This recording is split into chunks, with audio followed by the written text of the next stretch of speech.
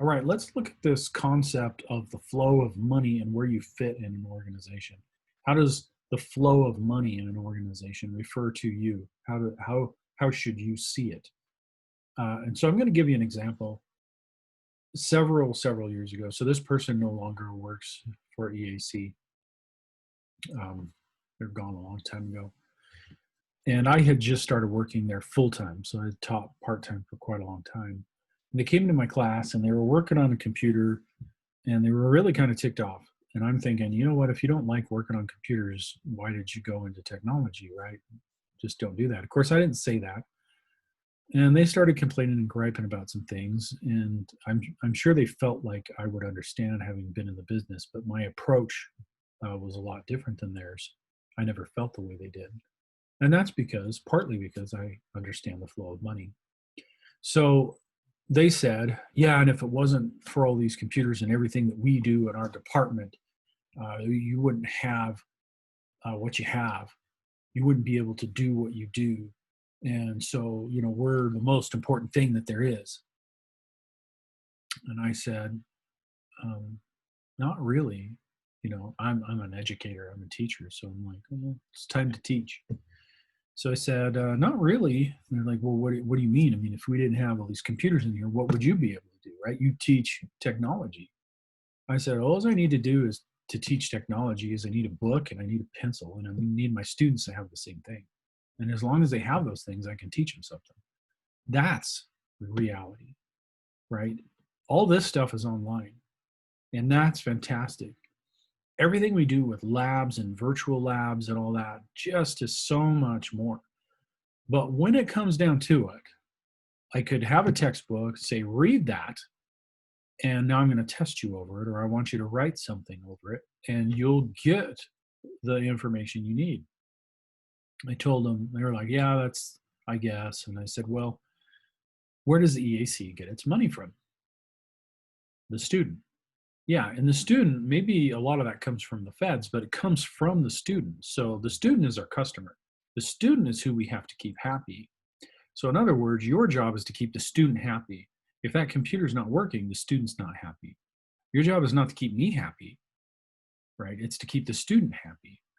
And that's part of why they were upset. They were like, I gotta keep you happy. Why do I have to keep you happy? It's like, you need to look at where the flow of money is. And the flow of money comes from that student. And so the student needs to be happy. Every decision we make at Eastern Arizona College should come or extend from, we need to make the student happy. Now, that's not always going to happen, right? Every student wants an A, but every student wants an excellent education. Sometimes those two things don't go together, right? I want you to have an excellent education, so I'm going to demand these things of you. You don't do some of those things, then you end up with a C, right? So flow of money there, you have to balance all these little things that you're looking at. But let's take a look at something that's easier.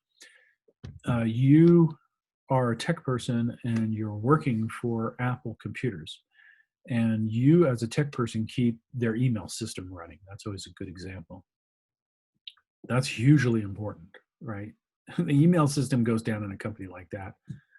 What? That's going to be a bad day. That's millions of dollars in productivity lost. So that's your job, is to keep that email system running. So you can sit there and say, I'm so important because I got to keep this email system, and this company wouldn't exist without that email system.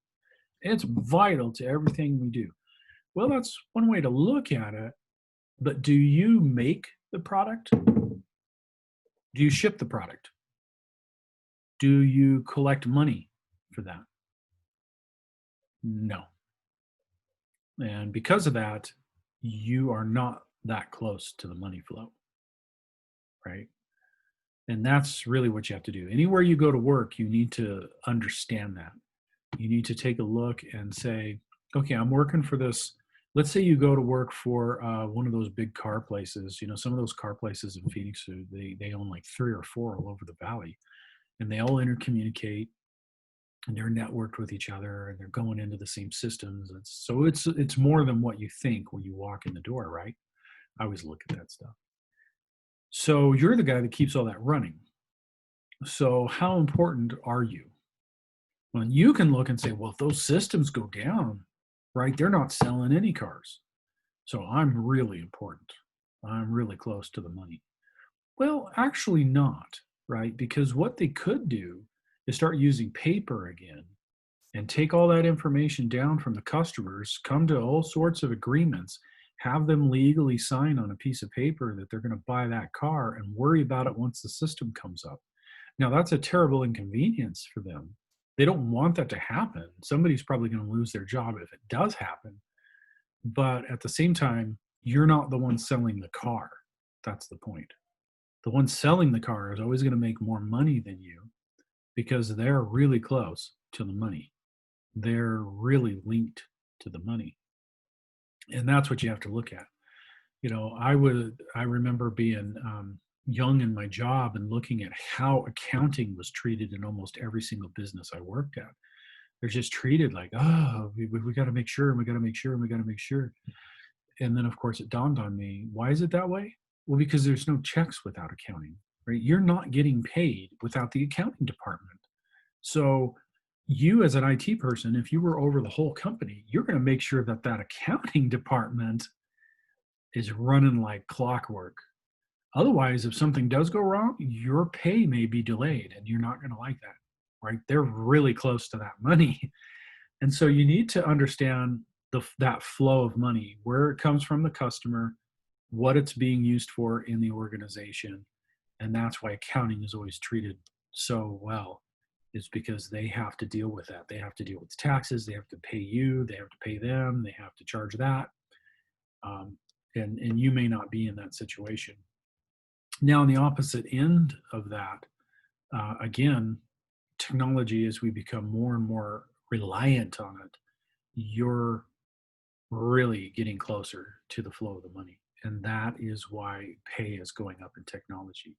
Because as we move further and further away from the old technologies, we get to the point where we're like, we cannot live without this. We have to have this.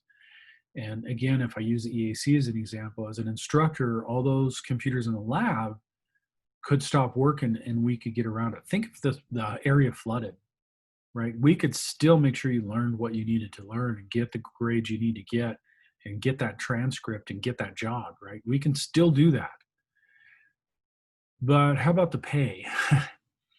That's going to be different. So if you're working in the tech department at EAC, right, accounting is still going to be something you make sure works really well. And then the computers the students use are going to be the next thing you should be making sure. All the systems that the students use, because that's your customer. And so as we as technologists get more and more dependent on and become more important to any organization that we're working in, the more you can expect that money to raise. And that's why people that manage tech departments in larger organizations get paid a lot of money. They get paid 200, 300, 400. I mean, the guy at Apple, I'm sure, is making seven figures because they got to make sure all of that's running. Otherwise, our dependence on it's so great, the company disappears without it. So, and then take a look at where you fit in the organization. And the other thing that can help with these two in understanding the importance of them is that you want to move closer to the flow of money. So if you're looking at a position and you're like, I don't care whether I do this or whether I do that, which one is the company more dependent on? If this system went down and you're working with this system, what effect does that have? The one that they can't live without is the one you want to be on, because chances are you're going to get paid more money on that. Anyway, hopefully we'll get some comments on in class, people talking about these things. But that's it for this particular session.